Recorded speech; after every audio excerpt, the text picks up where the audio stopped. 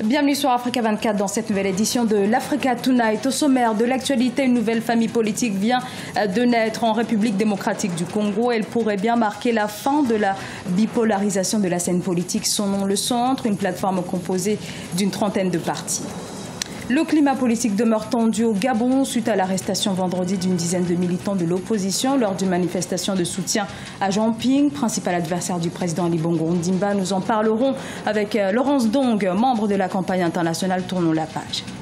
Et l'Afrobasket Dames, remporté cette année par le Nigeria. Pour les Nigérianes, il s'agit de leur troisième titre continental.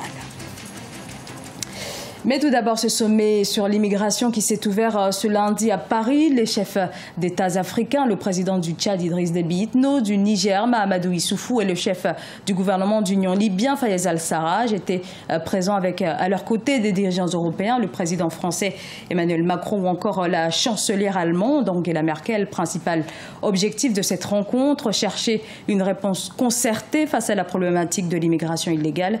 Tous planchent sur la gestion migratoire afin de limiter les drames en Méditerranée. Sa naissance devrait, selon ses fondateurs, aboutir in fine à la fin de la bipolarisation de l'échiquier politique congolais. Cette nouvelle formation est dénommée le Centre, un nom sans équivoque. Mais alors, quelle ligne politique, quelle idéologie pour ce tout jeune mouvement? Élément de réponse dans ce reportage de Jacques Amboka.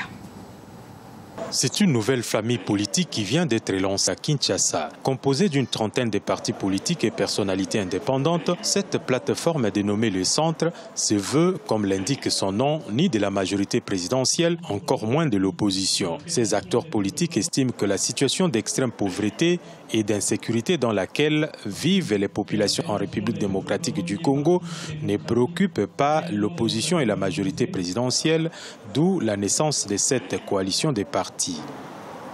Le peuple, lui, n'est ni de la majorité ni de l'opposition. Et ils ont été tellement déçus ces derniers mois, comme vous constatez. Et alors la solution, nous nous sommes dit, on peut leur amener cette solution en emmenant cette plateforme du Centre et en intégrant leurs besoins, afin qu'ils y trouvent leur réponse à leurs questions et que nous puissions progresser. Le pays est pris en otage par l'opposition et la majorité qui estiment les membres du Centre bloquent la situation qui affecte profondément le processus électoral d'une part et accroît de plus en plus la précarité des Congolais. Entre le chaos que nous proposent les schémas en cours, il y a une voie simple, celle de la raison, des recettes qui ont marché, celle du consensus républicain comme nous l'avions fait durant la transition. Ça veut dire trouver le moyen de démarrer effectivement un processus qui remettra sur le rail le processus électoral, le processus démocratique, avec une implication de tous les acteurs de la vie politique nationale et un accompagnement technique et financier de la communauté internationale. Si la création d'une nouvelle plateforme politique est une preuve des libertés d'association et partis politiques en RD Congo, dans le contexte actuel, il faudra cependant trouver une réponse adéquate au comment sortir le pays de la crise politique qui a affecté tous les secteurs de la vie. Sur ce, le Centre soutient la tenue des nouvelles assises politiques. La République démocratique du Congo compte près de 500 partis et formations politiques. Et on en vient à présent à ces arrestations ce 25 août au Gabon où 11 personnes ont été interpellées en marge de manifestations de soutien à Jean Ping, des marches de soutien à l'opposant qui ont eu lieu ce vendredi, dont notamment à Libreville et Port-Gentil, 2 jours avant le premier anniversaire de l'élection qui a conduit à la réélection contestée du président Ali Bongo Ondimba. Pour en parler avec nous ce soir, Laurence Ndong, chercheuse en sciences de l'éducation et membre de la campagne internationale Tournons la page. Bienvenue Madame Ndong. Alors, on parle aujourd'hui de l'arrestation de 11 opposants. Sont-ils encore en détention? Et avez-vous plus d'éléments sur les motifs de leur arrestation? Les motifs de leur arrestation, depuis qu'Ali Bongo est arrivé au pouvoir en 2009, déjà il est arrivé de manière illégale. Il n'a pas été élu en 2009, il n'a pas été élu en 2016. Ali Bongo règne avec le feu, le fer et le sang. Depuis, il réprime toutes les manifestations depuis 2009 quasiment. Et là, avant les élections et après les élections, ça s'est accentué. le Gabonais qui descend dans la rue, que ce soit des élèves pour réclamer leur bourse, on leur envoie des militaires cagoulés avec des gaz lacrymogènes, que ce soit des fonctionnaires qui réclament leurs primes, quelle que soit la manifestation, elle est réprimée et souvent de manière sanglante. Et donc là, il y a eu des manifestations parce que les Gabonais refusent toujours que leur vote ait été volé. C'est la 5e élection présidentielle qui est volée de cette manière. Et cette fois-ci, le vol a été pointé par des rapports internationaux, celui de l'Union européenne, de l'Union africaine, de l'Organisation internationale de la francophonie, tout le monde a décelé la fraude pendant cette élection. Les Gabonais refusent de voir leur vote être volé une fois de plus. Ils refusent de renoncer à leur souveraineté parce que ce n'est pas une affaire de soutien à Jean Ping. Non, Jean Ping a été certes élu, mais les Gabonais manifestent contre un régime qui les maltraite depuis trop longtemps. Et ils réclament simplement leur souveraineté indépendamment d'un attachement à un quelconque parti ou à une quelconque opposition. La société civile est est sur la même lancée et elle s'apprête elle aussi à lancer ses mots d'ordre parce que c'est une question de vie, c'est une question de souveraineté, c'est une question des droits de tout un peuple qui sont bafoués par une minorité. Donc pour ce qui est des manifestations, au jour d'aujourd'hui, le ministère de l'Intérieur n'a toujours pas donné de justification à ces arrestations. Il n'y a jamais de justification aux arrestations. Ils sont simplement interdits de manifester. Ils ont arrêté Hervé Mambo, ils sont allés le prendre chez lui, ils se dirigeaient vers le quartier général de M. Jean Ping. Ils ont encerclé... Il y a eu encore de nouvelles arrestations. Hervé Mambo a été interpellé hier soir à son domicile. Ils sont allés ce matin perquisitionner chez lui, perquisitionner à son cybercafé. Lui, c'est un activiste qui est très connu sur les réseaux sociaux, notamment sur Facebook, où il se fait appeler Matricule 001. Donc, il a été arrêté. Depuis hier, sa famille est sans nouvelles. On ne sait pas où il est et c'est souvent comme ça. Et on sait que pendant ce temps-là, ils sont torturés, ils subissent des sévices. Il ne sera peut-être jamais présenté à un juge, comme l'a été Bertrand Zibi jusqu'à présent, qui est en prison depuis 1 an, qui a été lui aussi arrêté au quartier général de Jean Ping le 1er septembre 2016.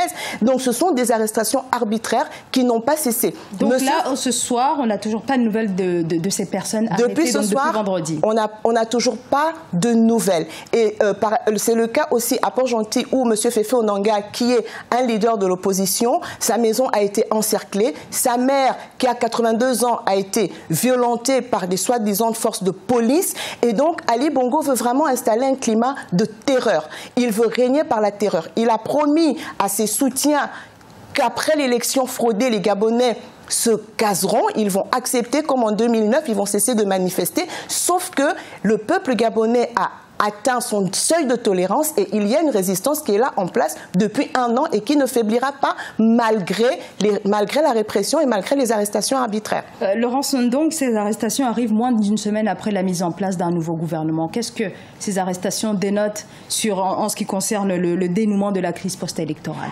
Ces arrestations dénotent justement de la contradiction d'Ali Bongo et de son gouvernement. Ils ne peuvent pas parler de main tendue quand ils continuent d'interdire aux Gabonais de manifester, quand ils continuent d'arrêter arbitrairement les Gabonais, quand ils continuent de les violenter, quand ils continuent de les traumatiser et que déjà ceux qui ont été arrêtés précédemment n'ont pas été libérés. Ali Bongo ne pose aucun acte qui témoigne d'un apaisement quelconque. Regardez son gouvernement. Nous avons un vice-président et son fils qui sont nommés dans le même décret.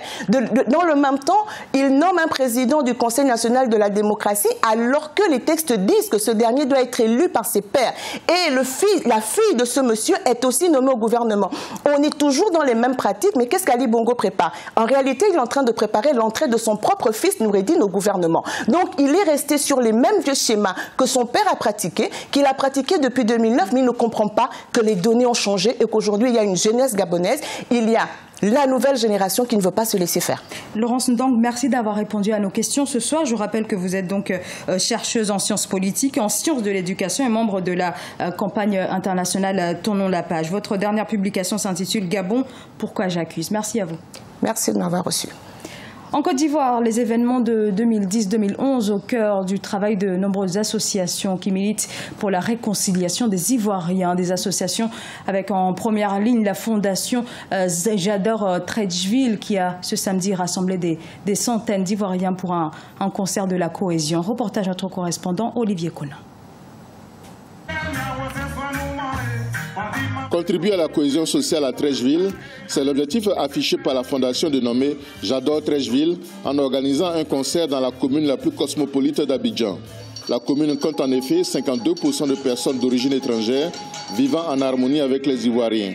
La cohésion sociale en Côte d'Ivoire a été mise à mal par la crise post-électorale de 2010-2011. Avec ce concert, la Fondation apporte sa contribution à la réconciliation nationale à travers la musique.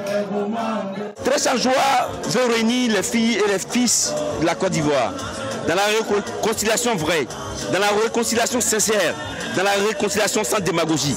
Nous appelons tous ceux qui peuvent apporter la paix, la vraie réconciliation en Côte d'Ivoire, d'œuvrer dans ce sens-là, d'où qu'il soit, quel qu'il soit, pour que la vraie réconciliation règne en Côte d'Ivoire. Le message a été bien perçu par la population venue assister aux nombreuses prestations des artistes sur la scène de la place Aoubé à l'avenue 6 de Treichville. Nous nous amusons encore comme des gamins et j'avoue que c'était super.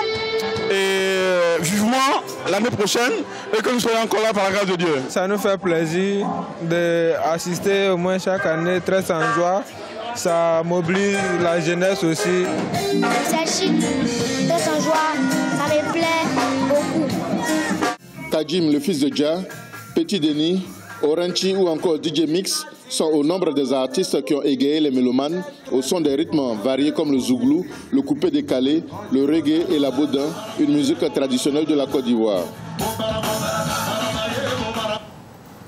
Et la joie du Nigeria, la finale de la 25e édition de l'Afrobasket féminin voit le sacre des D Tigers face aux Lions du Sénégal. C'est la deuxième fois que les deux équipes se croisaient dans cette même compétition. Reportage Mokhtar Bari, commenté par Marcel Farba-Maroun. La finale de la 25e édition de l'Afrobasket féminin, disputée ce 27 août, a vu le sacre du Nigeria face au Sénégal. C'est la deuxième fois que les deux équipes se croisent dans ce tournoi. Le Nigeria, seule équipe invaincue du tournoi, s'est une fois de plus imposée face à des Sénégalaises pourtant dominatrices en début de rencontre. 65-48, le Nigeria s'offre ainsi un troisième titre continental à Bamako, au palais Omnisport Salamatu Maïga. C'est un merveilleux sentiment. Nos joueuses ont travaillé dur. Nous avons cru en nous et nous nous en sommes donné les moyens. C'est un grand moment de fierté. Je suis heureux pour les joueuses. C'était une excellente compétition. Il y avait de très bonnes équipes. Le match final contre le Sénégal était un match difficile. Dans l'ensemble, ce tournoi était vraiment réussi. Beaucoup d'équipes ont été redoutables. Aucun match n'a été facile, même si le score dit le contraire. Nous avons dû nous battre pour chaque match. Le Mali a été très difficile. Nous sommes arrivés en finale et nous avons battu le Sénégal et obtenu l'or. Les Sénégalaises se consolent avec le titre de meilleure joueuse du tournoi pour Astou Traoré, suivie de Evelyne Akator du Nigeria, Itale Lucas d'Angola, Léa Dong de Mozambique et Nanyuma Koulibaly du Mali. Que nous sommes déçus du résultat. Mais moi, je suis très content, très fier de mon équipe. Ces braves joueuses-là, pendant les 2 mois de préparation, pendant tout le tournoi, ils ont montré beaucoup d'envie, beaucoup de détermination. Ils ont montré beaucoup de bonnes choses. Moi, je retiens un peu cet aspect positif. On passe sur la défaite parce qu'aujourd'hui, on tablait sur une équipe plus forte que nous. Le niveau était élevé, l'équipe du Nigeria a été pour moi au-dessus. Moi, aujourd'hui, je félicite l'équipe nigériane. Vraiment, elles ont dominé. Voilà, c'est le sport. Maintenant, il y a la volonté divine. Il y a 2 ans, c'était à notre tour. Aujourd'hui, c'est à leur tour. Espérons que la prochaine fois, ce sera à notre tour. Donc voilà, je leur dis félicitations. Le Mali a remporté le match de la 3e place en disposant du Mozambique 75-52. Le Nigeria et le Sénégal représenteront le continent africain à la Coupe du Monde de leur catégorie en 2018 en Espagne.